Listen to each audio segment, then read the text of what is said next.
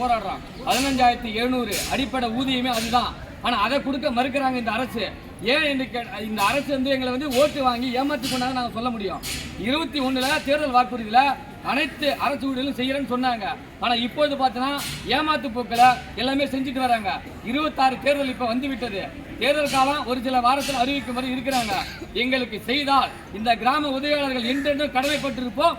என்றென்றும் தேர்தல் வேலை நல்லா சிறப்பாக செய்வோம். இந்த ஆட்சி வருவதை நாங்கள் செய்வோம். ஆனா எங்களை ஏமாற்றி விட்டால் இந்த ஆட்சிக்கு நாங்கள் ஒரு பாடம் புகட்டுவோம் என்று சொல்லி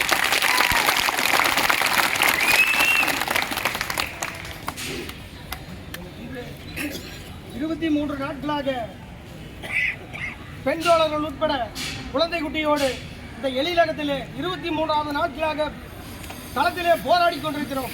நாங்கள் கேட்பதெல்லாம் ஒற்றை கோரிக்கை. அந்த சி கிரேட் 15,700 அந்த கோரிக்கை 1995 ஜீவா அறிவிக்கப்பட்டு இன்று வரைக்கும் அமல்படுத்தாமல் இருக்கிறது.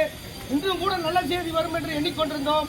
எங்களை எல்லாம் வஞ்சித்து முட்டாளாகி ஏமாற்றிக் கொண்டிருக்கிற இந்த அரசை கண்டித்து எங்களுடைய குடும்பத்தார் உட்பட அனைவரும் 2026 தேர்தலில் பாடம் புகட்டுவோம்.